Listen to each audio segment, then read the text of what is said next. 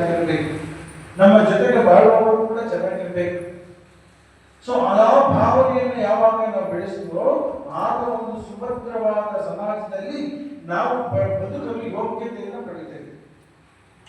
ಅದಕ್ಕೆ ಮನುಷ್ಯತ್ವ ಅಂತ ಕರೀತಾರೆ. ಸತ್ಗುಣಗಳು ಬೇಕು. ಆಹಾರ ನಿದ್ರಾ ಭಯಮೈತುರಂಚ ಸಾಮಾನ್ಯಮೇತ ಪಶುಭಿ ನರಾಣಾಂ ಧರ್ಮಾನುಭವ ವಿಶೇಷ ಧರ್ಮೇನೈನ ಪಶುಭಿ ಸಮಾನ.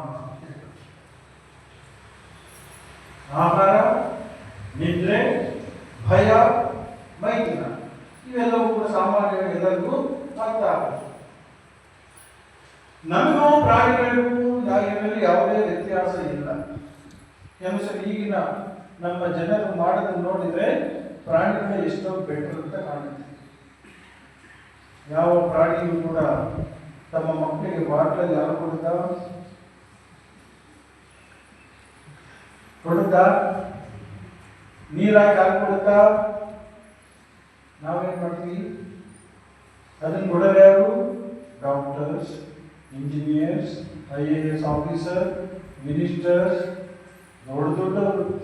ಸಣ್ಣವ್ರ ಪಾಪ ಟೈಮಿಗೆ ಹಾಕೊಡಕ್ಕೆ ದೊಡ್ಡವ್ರಿಗೆ ಟೈಮ್ ಕೊಡ್ತೀವಿ. ಮಕ್ಕಳನ್ನ ಕಿಡ್ಸ್ ಕಾಂಪಿಗೆ ಬಿಡ್ತೀವಿ.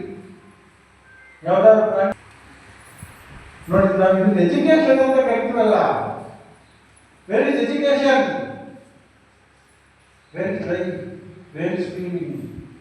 ಇದನ್ನೆಲ್ಲ ಹಿಂದೆ ನಾವು ಮಾತನಾಡುವಂತೆ ಹೆಂಗಾಗುತ್ತೆ?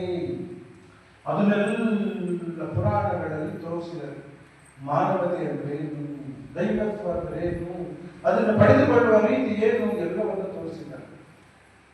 ಅದರಿಂದ ಆ ಮಾನವತ್ವ, ಮನುಷ್ಯತ್ವ ಬರದೆ ಒಂದು ಅತ್ಯಂತ ಶ್ರೇಷ್ಠ ಮನುಷ್ಯನಿಗೆ ಮಾತ್ರ ತನ್ನ ಜೀವನವನ್ನು ಉತ್ತೇಜನಗೊಳಿಸತಕ್ಕಂಥ ಸಾಮರ್ಥ್ಯವನ್ನು ಭಗವಂತ ಕೊಟ್ಟಿದ್ದರೆ. ಪ್ರಾಣಿಗಳಿಗೆ ತಮ್ಮ ಜೀವನವನ್ನು ಉತ್ತೇಜನಗೊಳಿಸಕ್ಕೆ ಬರಲ್ಲ.